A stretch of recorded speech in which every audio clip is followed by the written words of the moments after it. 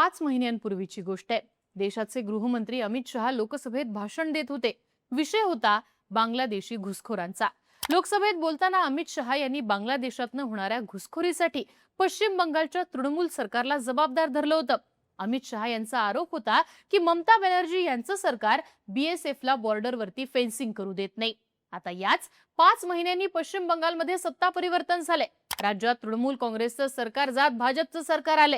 या सरकारच्या पहिल्याच कॅबिनेट बैठकीत मुख्यमंत्री सुवेंदु अधिकारी यांनी एक असा निर्णय घेतलाय ज्यानं बांगलादेशात खळबळ उडाली आहे। हा निर्णय बॉर्डरवरच्या फेन्सिंगचा।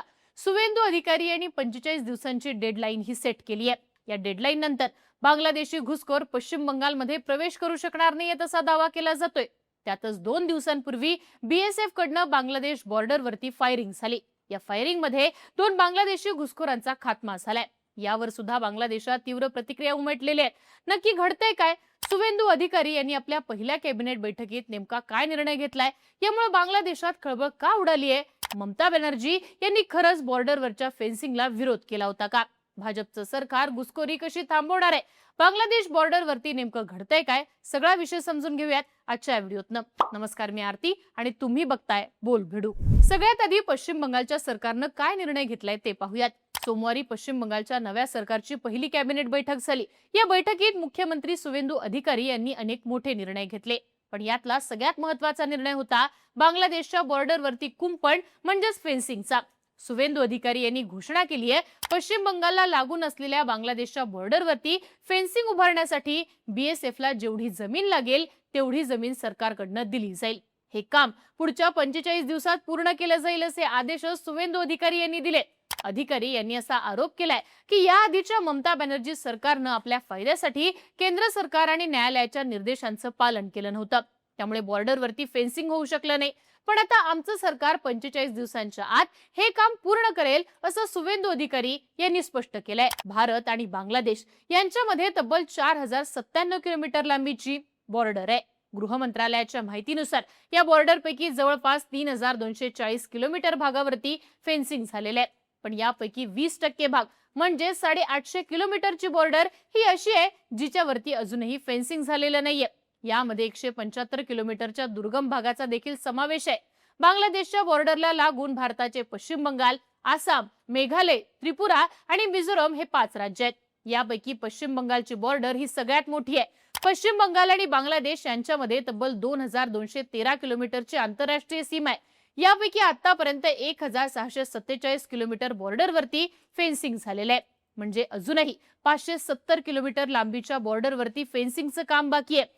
यापैकी 112 किलोमीटरचा पट्टा असा आहे जिथं दाट जंगल, पर्वत आणि नद्या आहेत, त्यामुळे या भागावरती कुंपण घालणं शक्य नाहीये। म्हणून केंद्र सरकारनं या भागामध्ये स्मार्ट फेन्सिंगचा प्रस्ताव मांडला होता, पण अजूनही याची अंमलबजावणी झालेली नाहीये। तसं पाहिलं तर बांगलादेश बॉर्डरवरच्या फेन्सिंगवरनं पश्चिम बंगालचं ममता बॅनर्जी सरकार आणि केंद्रातलं मोदी सरकार अनेक वेळा आमने-सामने आलं होतं। 2021 मध्ये केंद्र सरकारनं घुसखोरी रोखण्यासाठी एक मोठा निर्णय घेत बंगाल बॉर्डरवरचं बीएसएफचं अधिकार क्षेत्र 15 किलोमीटरवरनं वाढवत 50 किलोमीटर एवढं केलं होतं। याचा अर्थ असा होता की बीएसएफला बॉर्डरच्या आत 50 किलोमीटर पर्यंतच्या क्षेत्रामध्ये झडती घेण्याचा, अटक करण्याचा आणि जप्तीची कारवाई करण्याचा अधिकार देण्यात आला होता। पण पश्चिम बंगालच्या तत्कालीन मुख्यमंत्री ममता बॅनर्जी यांच्या सरकारनं याला विरोध केला होता। ममता बॅनर्जी यांचं असं म्हणणं होतं की केंद्र सरकार राज्य सरकारच्या कामामध्ये हस्तक्षेप करताय। ममता बॅनर्जी काही एवढ्यावरतीच थांबल्या नव्हत्या। पश्चिम बंगालच्या तृणमूल सरकारनं डिसेंबर 2021 मध्ये या निर्णयाला विरोध करणारा प्रस्ताव विधानसभेत देखील पास केला होता। ममता बॅनर्जी यांचा बॉर्डरवरती फेन्सिंगसाठी बीएसएफला जमीन उपलब्ध करून देण्याला सुद्धा विरोध होता।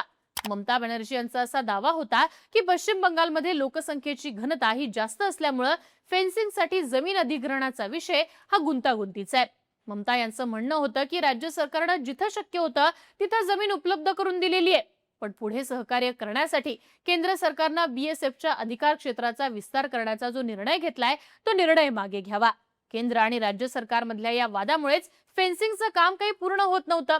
कलकत्ता उच्च न्यायालयानं या वर्षाच्या सुरुवातीला यात हस्तक्षेप करत पश्चिम बंगालच्या सरकारनं यापूर्वीच संपादित केलेली 127 किलोमीटरची जमीन बीएसएफला सुपूर्द करा असे आदेश दिले होते।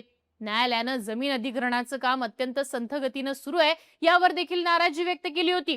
आता सुवेंदू अधिकारी यांचा असा दावा आहे की ज्या 127 किलोमीटरच्या पट्ट्यामध्ये फेन्सिंगचा प्रस्ताव होता त्यापैकी ममता बॅनर्जी यांच्या कार्यकाळात फक्त 8 किलोमीटर भागावरतीच फेन्सिंग घालण्यात आले. पण आता राज्यामध्ये सत्ता परिवर्तन झाल्यानंतर सुवेंदू अधिकारी यांनी आपल्या पहिल्याच कॅबिनेट बैठकीत महत्त्वाचा निर्णय घेतलाय आणि BSF ला लागेल तितकी जमीन 45 दिवसात उपलब्ध करून दिली जाईल असं देखील म्हटलंय. त्यामुळे आता बांगलादेश बॉर्डरवरती लवकरच फेन्सिंगच्या कामाला सुरुवात होणार आहे. आता सुवेंदू अधिकारी यांच्या सरकारनं सोमवारी हा निर्णय घेतला, पण त्याआधीच शुक्रवारी बांगलादेश बॉर्डरवरती एक मोठी घटना घडली ज्यामुळे बांगलादेशमध्ये खळबळ उडाली आहे. तर झालं असं की शुक्रवारी रात्री त्रिपुराच्या सिपाहीजला जिल्ह्यामध्ये भारत बांगलादेश बॉर्डरवरती 10 ते 15 बांगलादेशी घुसखोर घुसखोरीचा प्रयत्न करत होते. ते अंधाराचा फायदा घेऊन त्रिपुरा मार्गे भारतात प्रवेश करण्याच्या प्रयत्नात होते.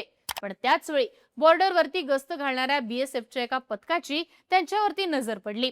BSFच्या जवानांनी त्यांना रोखलं, पण या तस्करांनी जवानांवरती दगडफेक करायला सुरुवात केली. याला प्रत्युत्तर देताना BSFच्या जवानांनी थेट गोळीबार केला.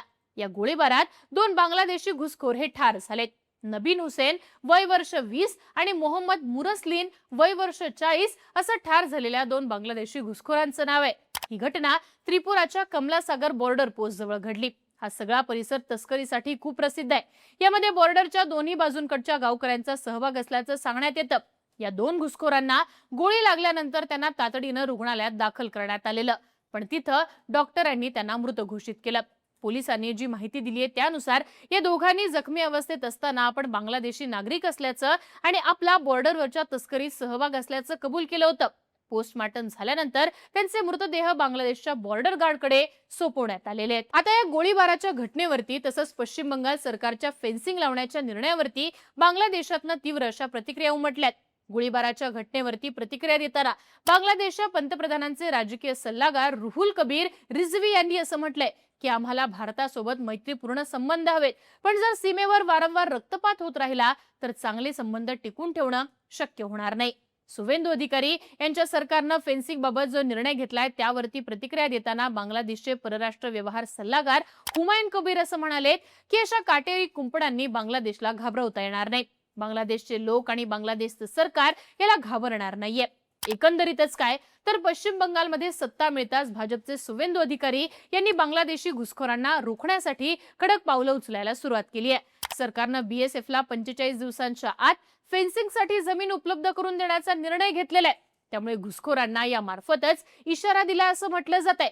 आता उरलेल्या बॉर्डरवरती प्रत्यक्षात कधीपर्यंत फेन्सिंग लावली जाते आणि त्यानंतर बांगलादेशातनं होणारी घुसखोरी थांबवण्यामध्ये सरकारला यश मिळतं का हे पाहणं महत्त्वाचं असेल. बाकी या सगळ्याबद्दल तुम्हाला काय वाटतं? सुवेंदू अधिकारी यांचा हा निर्णय योग्य आहे का? या बाबतीतली तुमची मतं आणि प्रतिक्रिया कमेंट बॉक्समध्ये लिहून कळवा आणि अशाच माहितीपूर्ण व्हिडिओसाठी बोलबिडूला सबस्क्राईब करा.